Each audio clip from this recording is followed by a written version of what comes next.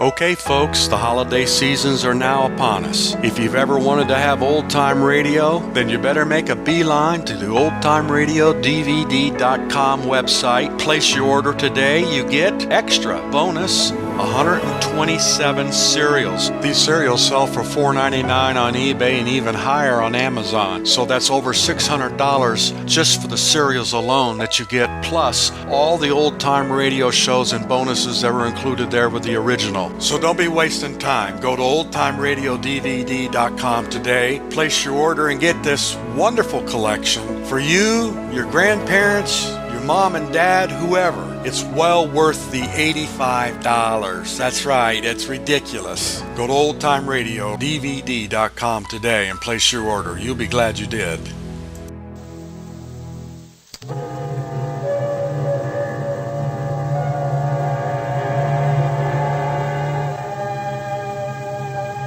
Sherlock Holmes, man or myth? Step back now into the world of 1895, to a city, London, and a time when, for all intents and purposes, all was well with the world. To a street, Baker Street, swirling with yellow fog, where the wet pavements barely reflect the flickering gas lamps. To an address, 221B, where dwell two of the most famous personalities in all the world's literature, Sherlock Holmes and Dr. Watson. We're going to step into that fabled living room where so many of those great adventures began and take a close-up look at the world of Sherlock Holmes to discover, if we can, the man behind the myth, or the myth behind the man. Good evening. I'm your host, Sam Feinberg, and joining me in this adventure are several noted Sherlockians. Mr. Jack Coley, the present headmaster of the Sons of the Copper Beeches, Professor H.W. Starr, one of the founders of the Copper Beeches and for many years the headmaster, Mr. Robert Broderick, co-founder of another Sherlockian group in Philadelphia, the Master's Class, and finally, but not least, Dr. Julian Wolfe, the editor of the Baker Street Journal and one of the most renowned Sherlockian scholars in the world. Gentlemen, we'll get into our discussion in just a moment.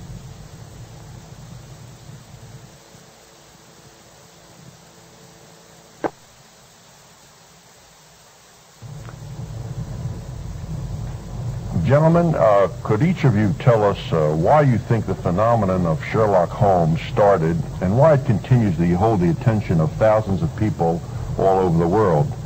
Dr. Wolfe, why don't we start with you?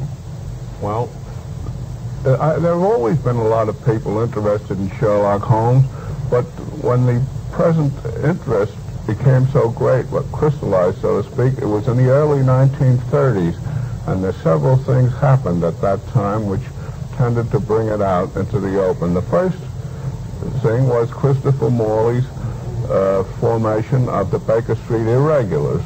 The second was that at that time the omnibus edition of Sherlock Holmes was published in this country, where you could get all of the stories and know you had them all in one set. And not the least, the third was Vincent Starrett's book, The Private Life of Sherlock Holmes, which is about the best book that was ever written about Sherlock Holmes, in spite of all the new ones. And I think anybody who was mixed up in the tide at that time couldn't help but become interested in Sherlock Holmes. And from then on, it grew and grew because it was a very nice body of literature, not too big, and you could study it completely without an awful lot of trouble.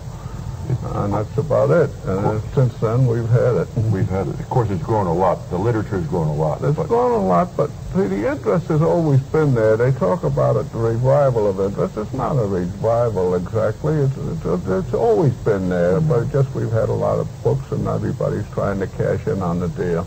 Okay. Professor Starr, or can I call you Bill, if you prefer? Okay. Would you give us your thoughts on this phenomena? Well, I think there are several reasons. One that's usually mentioned is that many of us tend to look back to the Victorian age, or the latter part of it, as a period of security, whether it was. 'Cause, or it wasn't in reality. It seems so to us. Okay. And that's about it. And then, since then, we've had it. Of course, it's grown a lot. The literature has grown a lot. But see, the interest has always been there. They talk about it, the revival of interest. It's not a revival exactly. It's just we've had a lot of books, and everybody's trying to cash in on the deal. Okay. Professor Starr, can I call you Bill, if you prefer? Okay. That is one, but I think Rex Stout once, in an article many years ago in the Saturday Review, mentioned what is an even stronger reason for the appeal. Sherlock Holmes is the perfect reasoning man, the logical machine that we all would like to be, but usually are not. And therefore, this strikes a responsive chord in us. Now, I know this on a series I believe is on this channel. There was one character who presumably was not designed to be the leading character in a show you have called, I think, Star Trek.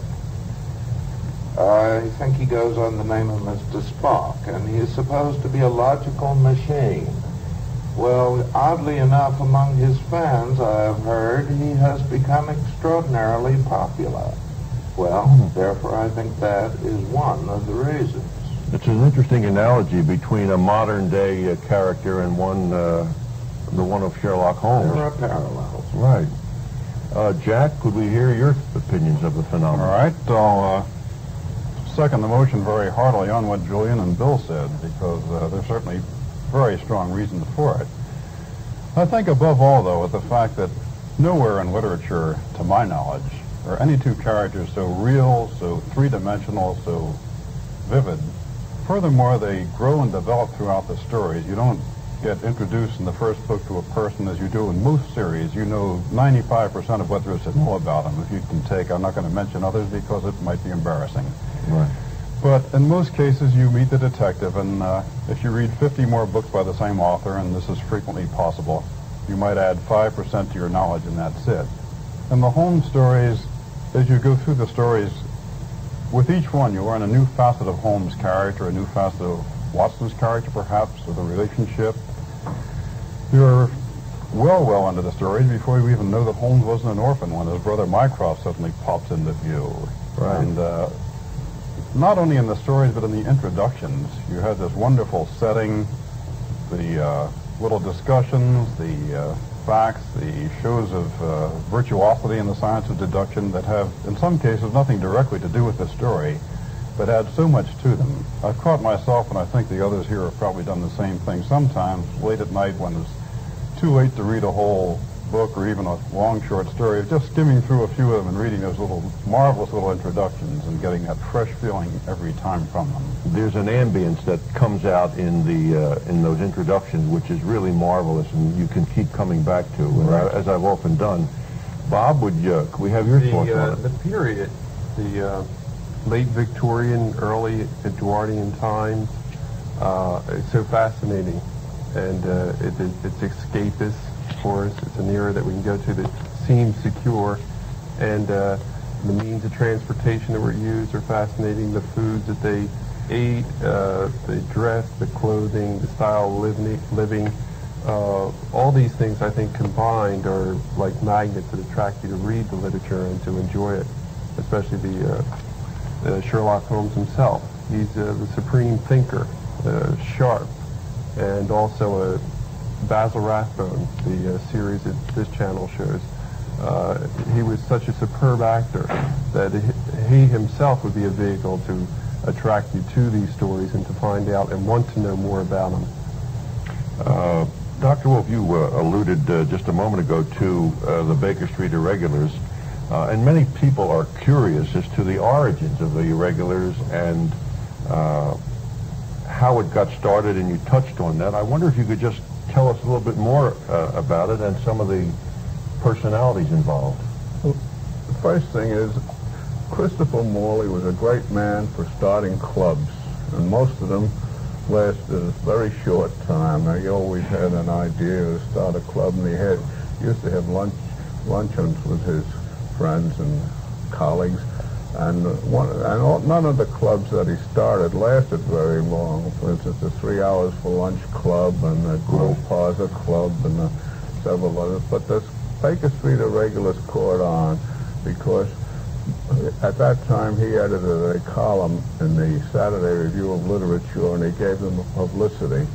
I don't like to go into too much detail, but one of the things, his brother not Felix, his other brother, had provided a crossword puzzle about Sherlock Holmes, which was not a very good puzzle, but it served the purpose. Puzzled me. Well, it had too many unconnected letters. Right. So but for its purpose, it did well because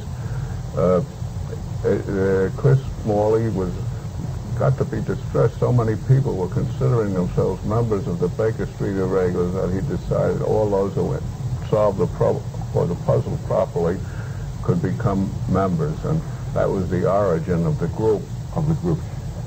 Thank you, Dr. Wolf, and we'll be back in a moment. Jack Coley, I think, has a brief remark. I have to disagree slightly with one of your remarks, Julian, when you said the Christopher Morley clubs didn't last very long. Using the master's own methods of deduction, I would assume that the 3-hour for lunch club did last at least 3 hours. Well, that was long enough. For most clubs, perhaps. Gentlemen, we have two members on this panel who were deeply involved with Philadelphia's 2 science societies of the Baker Street Irregulars. And I'd wondered, Bill, first, if you could tell us, since you were involved in the founding, how the Sons of the Copper Beeches were founded, and how did the name evolve?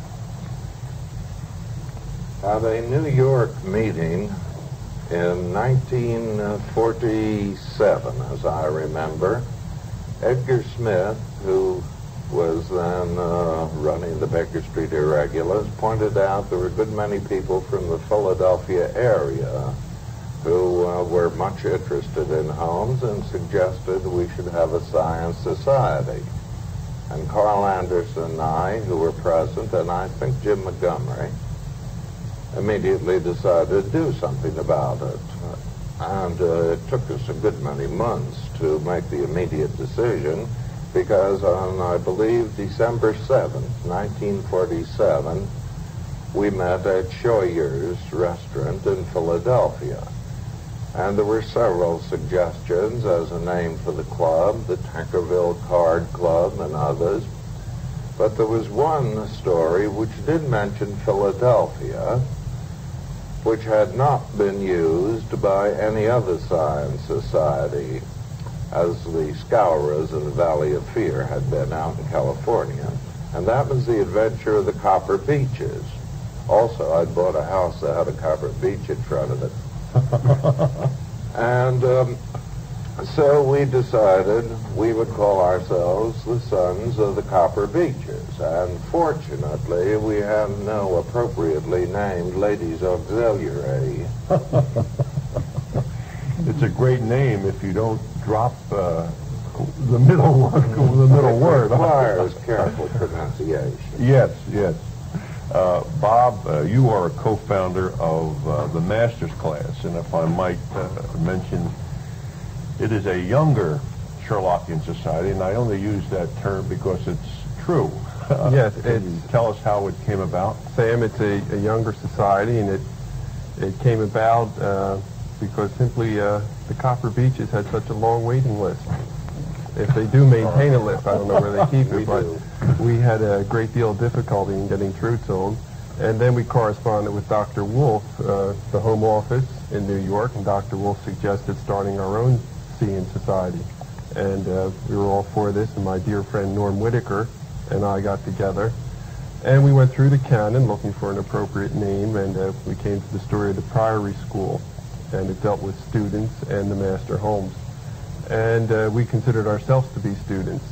So we looked through this particular story, and we found that Holmes refers to the Master's Class, and we used this for our group, and this is how it came about. And this has been our 3rd year now, and we hold meetings on an irregular basis. And we've had 4 or so, and we've been pretty successful. We're still looking for new members. So. I might mention at this time that if you are interested in more information about the Master's Class, perhaps you should write to Robert Broderick in care of this station and mention Sherlock Holmes, and we'll see that the... Also, I have to mention that we do allow women in our society, which is something special. Yes. Now I will have no questions or comments I'm sure you'll about get letters the Sons on of it. the Copper Beeches in relation to women. Well, we follow the Master's principle. Right, and right. the Baker Street irregulars. Right.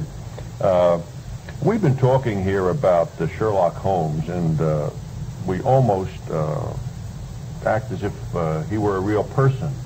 Would Of anyone? course he was. Well, I just wanted to confirm that. And, Certainly. and Bob, would you have any comments on? Well, there's a biography written by William Baring Gould. He authenticates many of the incidents in the stories. He authenticates the address, 221B Baker Street. He authenticates the birth date of Holmes, which is January 6th, 1854.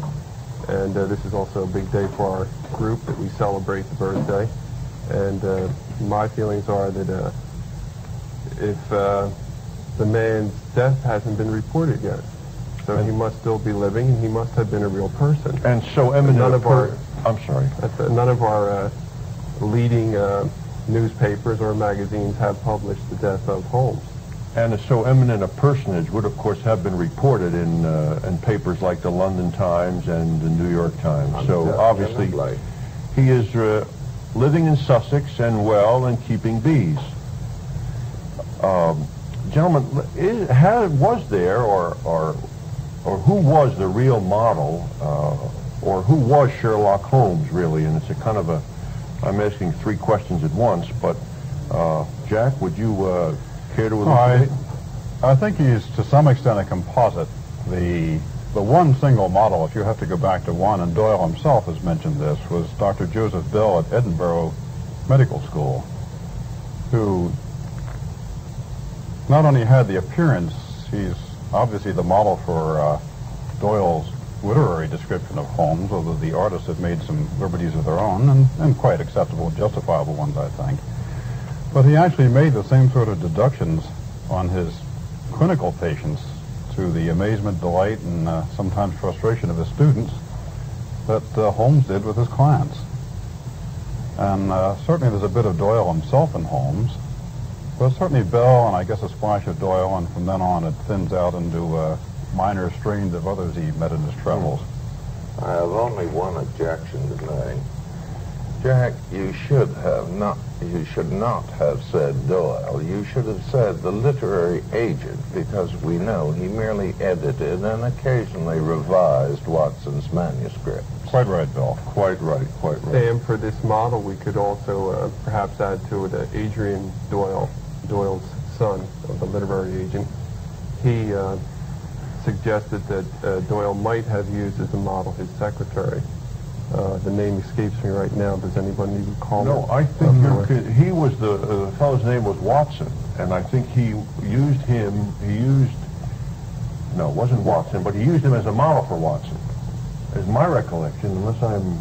Oh, you're correct. I'm wrong. You're right. Getting off the track, I don't think his secretary was ever considered as the model for Holmes. I think it was Watson. Watson. Right. Yes. That's my Right. Let's get back on the track with perhaps a brief look at the room and the street that Holmes lived in, and we're talking, of course, about 221B Baker Street. What is, in fact, would you, any of you gentlemen, comment on the location generally thought to be the real 221, based on clues in of all stories, The Adventure of the Empty House? Bob, would you want to start? Doyle didn't really help this finding the location. Even when he was interviewed on it, he stated that he had never stepped foot in Baker Street, and also from research at that time, it shows that the present location where 221B would be found, the street didn't extend that far up, and therefore there really wasn't a Baker Street. I'm not exactly sure about the Camden Mews and the connection there that was made with it. I believe there was a Camden House, but it was in a lower block, and it was opposite 111 Baker Street, or some such similar number. And around there, they usually argue you will find the original residence. We will take this up in a moment when we return. Dr. Wolf, would you spend a moment and describing the actual location of 221B? Well, there's more been written about the location of 220B than about many other things. We have several projects in which we have a large bibliography. One of them is the location of 221B. And the most documented or the best described effort to locate it was one that was made by Dr. Gray Chandler Briggs of St. Louis, a well-known röntgenologist of his day. He was armed with a copy of Vincent Starrett's Private Life and also the copy of the Return of Sherlock Holmes, the empty house, the first story in the Return. And he took his camera with him and he followed the route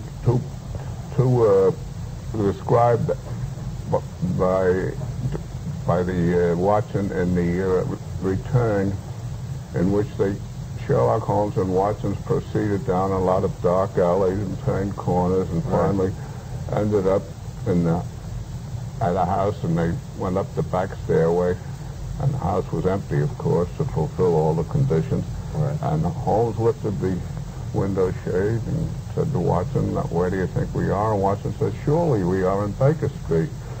And he said, "Yes, you are in Camden House, right across from our old quarters," and there it is. And they went down, and Dr. Briggs went down, went out the front door, looked at the front of this house, and was surprised to see a sign on it that said Camden House. Well, and a fanlight over the door, which had been described. And, Right. I mean, it fitted the description perfectly, yes. And he took a picture of that house as Camden House, and he took a picture of the house directly across the street as 221B Baker Street. Yes. Well, anybody would be exultant at a feat like that, and he was, and he went to tell Conan Doyle about it, and Conan Doyle said, "How would I know? I've never been in Baker Street in my life." Well, that sort of took some of the starch out of him. And there were many, I mean, there is no location been discovered. 10 people will tell you they've discovered the exact location, but unfortunately they're all different. Right. And well, that's where it stands. Right. Okay. Once you, of course, step into the living room, you have another problem, and there have been many descriptions of the living room taken from the various stories, and they all seem to fit together, except I guess the one that gives everyone most of the trouble is the bow window, because in all of Baker Street, I don't believe there are any bow windows, and that is one of the problems that Sherlockians wrestle with as we go through various problems that arise in the canon. Do you have any thoughts on that, Dr. Wolf? Well, unfortunately, the bow window is mentioned in 2 stories. If it had just been mentioned in the Mazarin Stone, we wouldn't have to worry about it too much because we could dismiss that. That was a theatrical adaptation. Right. But it is also mentioned in the Beryl Coronet, and so we have to try to make it. And I've tried to depict it somehow, and I thought mine was as good as any, but none of them are very good. Right, okay. Of course, there was a tremendous amount of material in each of the rooms, and I think Dr. Wolf earlier had alluded to the fact that if you try to get everything into the room, you'd have to have a stadium or a warehouse. There are 3 items which are almost universally associated with Sherlock Holmes, and yet, strangely enough, were never really in any of the stories. And I wondered, Jack, if we might start with you, one being elementary, my dear Watson. The word elementary appears in a similar context in 3 stories, actually, but never elementary, my dear Watson. I don't believe he ever says elementary Watson. In one case, Holmes is describing one of his lines of reasoning to Watson's eternal mystification, and Watson says extraordinary, and Holmes says elementary, but not Watson, my dear Watson. Not together. And he does somewhere say, my dear Watson. But Never the two in conjunction. Yeah. Also, superficial, my dear Watson, is mentioned, but never elementary. He says simplicity several times, too. Simplicity itself or something to that effect. All right, how about the well-known calabash pipe? You're laughing, Bill. Why don't you describe how that crept into the I story? assume it crept in because of William Gillette's use of it or because an artist depicted it in some early illustration. But Holmes is recorded as having smoked only a straight pipe. Dr. Wolf, I think there are 3 allusions to pipes. More than 3 allusions, but 3 pipes. 3 pipes that are mentioned, actually mentioned, yes, yes. There's the briar pipe and the clay pipe, and then once they mention his cherry wood pipe of disputation. It all Meditative mood. It always amazes me, being a pipe smoker, that Holmes's pre-breakfast pipe consisted of the dottles of all the pipes left over from the day before. And any pipe smoker can tell you that can be pretty That'd strong be like for throwing pre-breakfast. an old shoe. We'll be back in just a moment. There's one other item which is very closely associated with Sherlock Holmes, but which we don't believe was actually in the stories, and that's the deerstalker. Jack, would you tell us a little about that? Okay, I guess the closest description I could find to a deerstalker, in the Boscombe Valley mystery, Watson describes Holmes as wearing a close-fitting cloth cap. And on the illustration for the Strand magazine, which the story first appeared by Sidney Paget in 1891, he depicts this as a deerstalker. And then, of course, it became quite famous because William Gillette used it as a very strong prop, and I think mainly through Gillette it's become famous. But it actually did have, you could interpret, I suppose, that close-fitting cloth cap as a deerstalker because that was one of the popular types of close-fitting cloth caps in that day. Bob, didn't you mention to me somewhat earlier that that was Paget's favorite? The research I came across, a bit of information, was that when Paget had been secured to do the illustrations for Doyle's stories, which was supposed to really be his brother Walter, but somehow the editors got the letter mixed up, and the younger brother Sidney was secured for this position to do the drawings, and he was probably one of the first illustrators from what I have looked up, and he wore this deerstalker or ear-flapping cap in the countryside, which was a popular hat at that time, and then he included it in his illustrations. Prior to this, it wasn't mentioned in the story, so possibly he could be credited with the deerstalker and introducing it. It's not really canonical. Since we've already mentioned Sidney Paget, I think if there's one parallel between our age and the age of Sherlock Holmes, that is in the visual aspects of the stories. We are in a visual age today with television, and I think the visual impact that the Sidney Paget illustrations had on the stories and on the interest that they engendered, I don't think can be overemphasized. And I wondered if, Dr. Wolf, you might have some comments on that. Well, Sidney Paget in England was the author. Yes. When over here, we have Frederick Dorr Steele, and a lot of people regard him as the real author. Neither one of them, I think, drew a Sherlock Holmes as was intended. And Right. He was made more handsome in both sets. Right.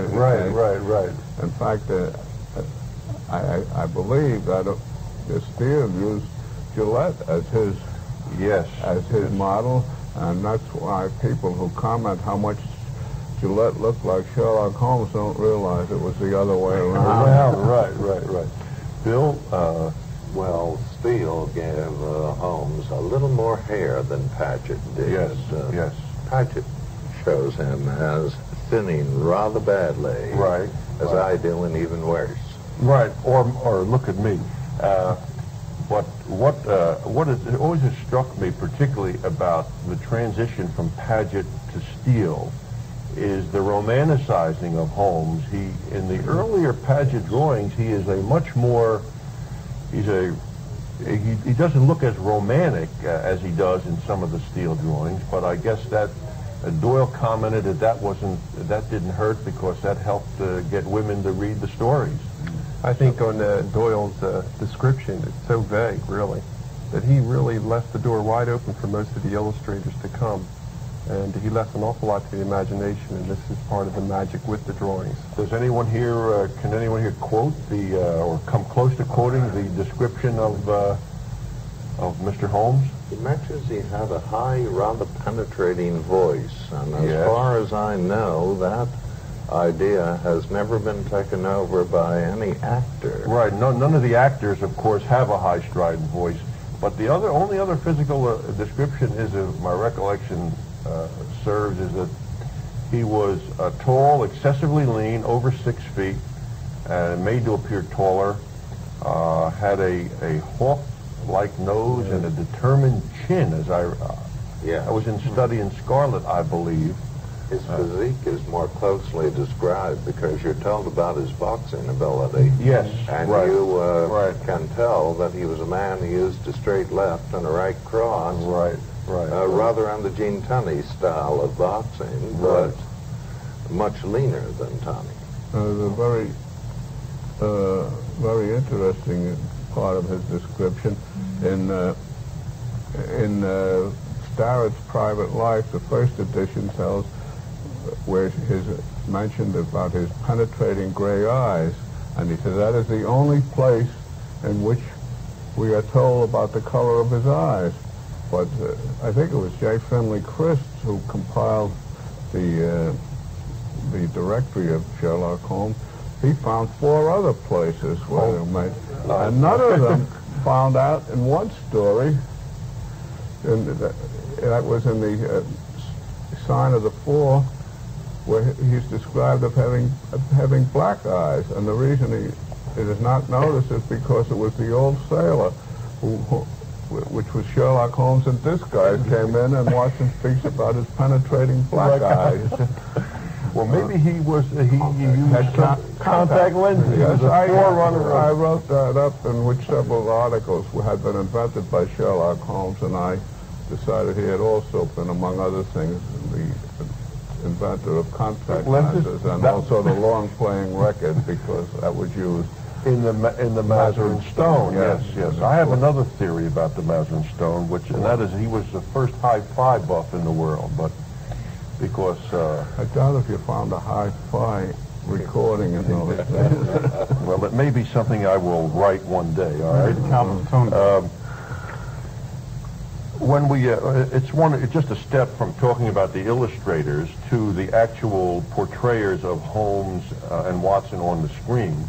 And of course, I guess for our or only for my generation, Basil Rathbone was the epitome of Sherlock Holmes in person. And I wonder if you might have some other impressions, Dr. Wolf. No, that's exactly my impression. I happened to meet him once at a rehearsal of a television broadcast, and not only does he speak like Sherlock Holmes, he knows Sherlock Holmes and thinks like Sherlock Holmes. So he was always my idol. Of course, I never saw Gillette. Now, I won't. I'm not in a position to argue with the people who say Gillette was the greatest, but I can't see how anybody could have been better than Basil Rathbone, except this new play, John Woods, who played it. It was marvelous. I think he's very good, and I think he's going to be mentioned among the trio. I did see Gillette. I was, Bill, really, you must have been so young that...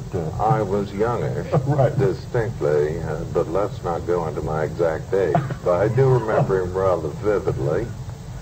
He was extremely good. The play wasn't terribly good, but he carried it. He was a very forceful personality. But mainly, I must admit, Rathbone is the one who comes to my mind as an actor. And there are many people who consider the 1939 Hound of the Baskervilles as the best portrayal of Holmes that Rathbone did. And of course, they went on from that to the whole other series. I remember seeing John Barrymore as Sherlock Holmes. Yes. Oh, really? He did. One of his very early I know he plays. did one, but I didn't realize it. Was that I a remember- silent or? It was silent, I believe. I was quite young at the time, but as I recall, he wasn't bad. But then I was very young when I saw it. Gentlemen, just to wind this up, we've covered the illustrators, and we'll be back with some interesting observations in just a moment. We've been talking of William Gillette, the actor, and for those folks in our audience who are not familiar with William Gillette, he was an actor who wrote and got Doyle's permission to write a play and act it in a play starting in 1898.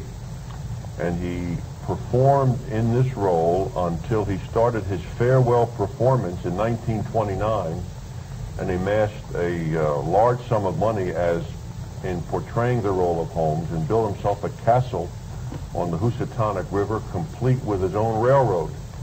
And he was identified in many people's minds with Sherlock Holmes as being the best personification that anyone could possibly come up with. And Doyle himself said it was an uncanny resemblance on stage. I just want to move on to something, and I want to quote from a very famous American Sherlockian writer, Vincent Starrett, and he has written, quote, "If our civilization were to meet with an accident and our system of records become disarranged, scholars of the future delving among the relics of our shattered fame might easily reach the conclusion that he, Sherlock Holmes, was a leading, if unconventional, figure of the Victorian age. As a matter of fact, it would be quite easy, I think, to prove that he had lived. Would you care to comment, Dr. Wolf, on the various plaques that honor him around the world? Before I start that, I'd like to say there was a story in one of the science fiction magazines called The Return. It was published many years ago, and it did describe the civilization as the aftermath of an atomic war, and there was an isolated group living according to certain rules, and apparently they had the only books they had left was the Sherlock Holmes stories, and when these aviators came to visit their area, it was in Pittsburgh, and their mission was to dig up the ruins around Carnegie Tech Library to get the books out, and they promised them they would get them another copy of the book. Fascinating. And they came in, they said, and these people made deductions in the Sherlockian style. That was their only book, and that's how they ruled their lives. But now you were asking about...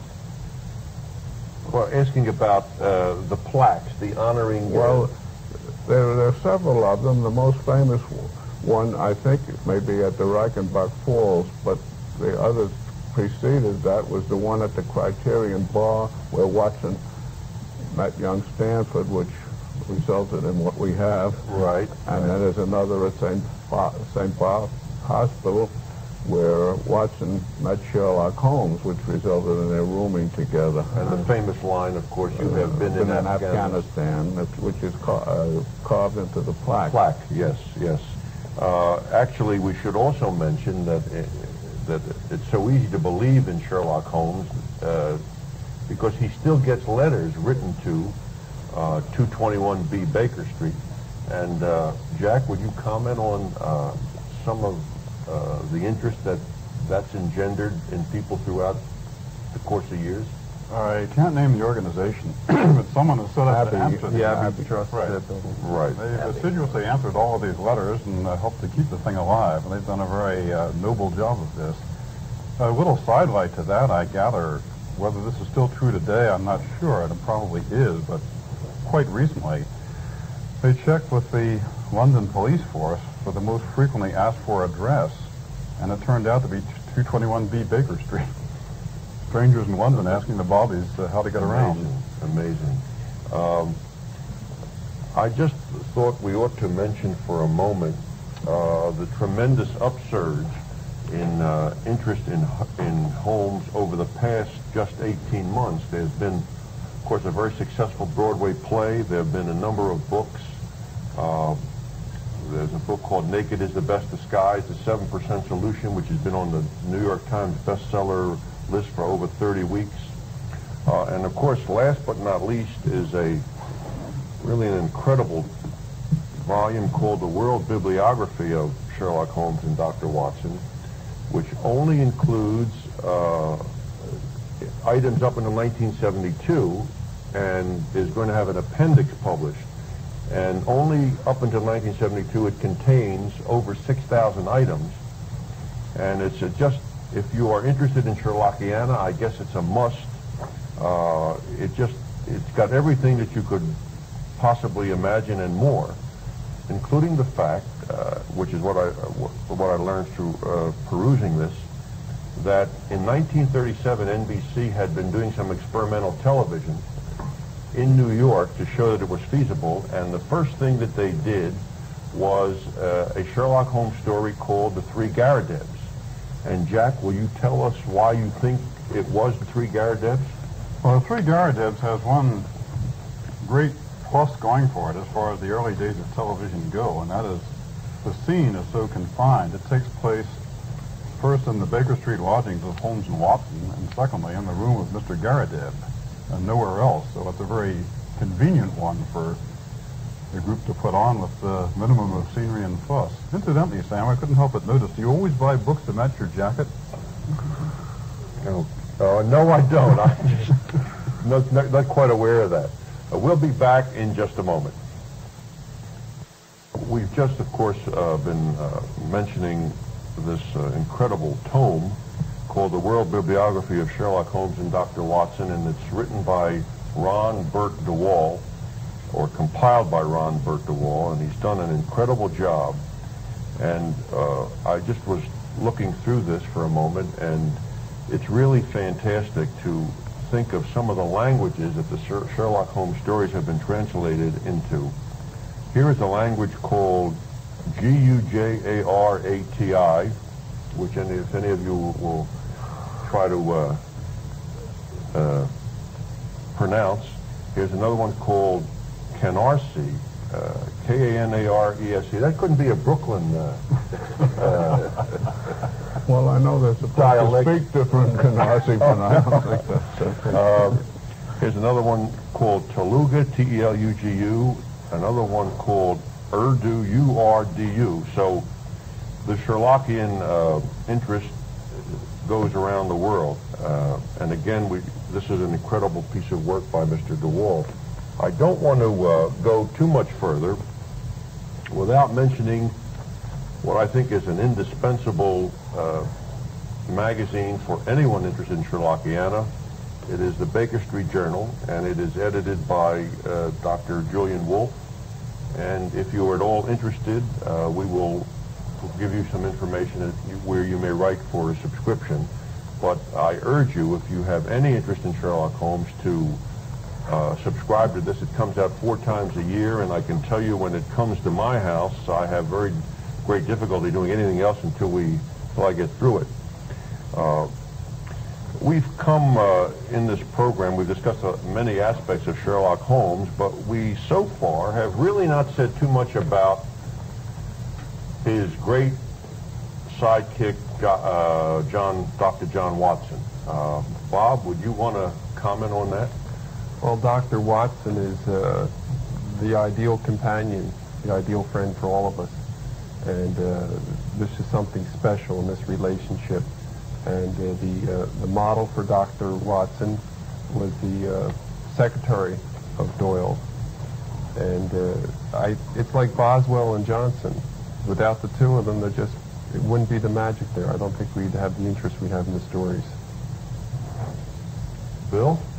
Well, there's another reason. I don't understand the references to this man Doyle, because though I presume you mean the literary agent. Yes. But Watson evidently had vile handwriting, and as I've said, the literary agent probably revised his manuscripts a bit. Consequently, there are many, many inconsistencies. We know that Watson was wounded in the Afghan War. by Giselle rifle, which fires a hefty bullet. But he was wounded apparently in several places. Now, a Giselle bullet is very big, and usually when you're carrying a chunk of lead like that around in your carcass, you have a dim idea where it is. But Watson doesn't. He keeps forgetting. Sometimes it's in his shoulder, sometimes it's in his leg, and once there's a reference to his Achilles tendon.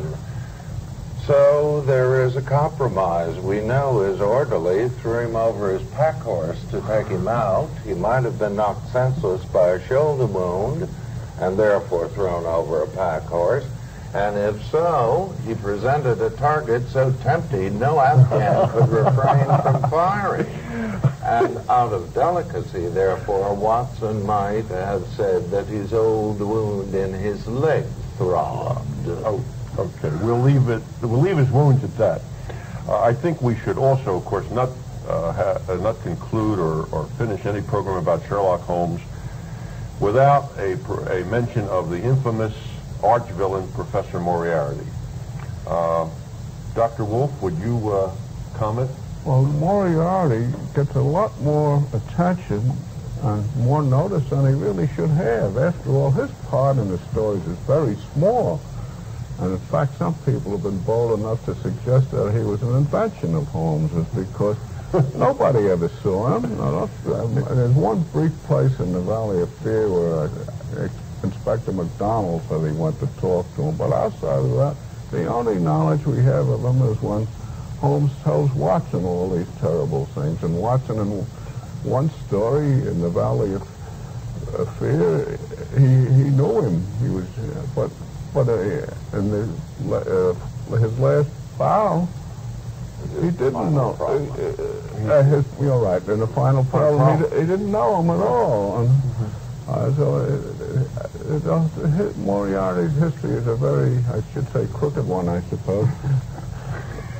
And Holmes sees this man rushing up to this train in the final problem, and he says, "There goes Moriarty." And Watson looks out and sees somebody. It could have been anybody.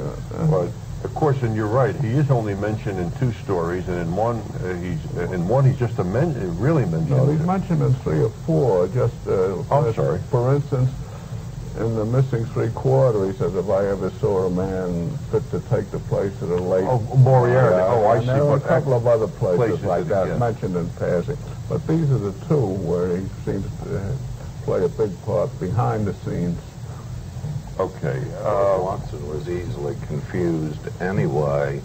After all, his name was usually John H. Watson, but once his wife calls him James, and you'd think that she or her husband would know his given name. And finally, nobody's sure how many wives Watson had. He probably had 1, but he also may have had 3. I think on that note, we'd better conclude because that could take another program of its own to discuss. Bien, very interesting.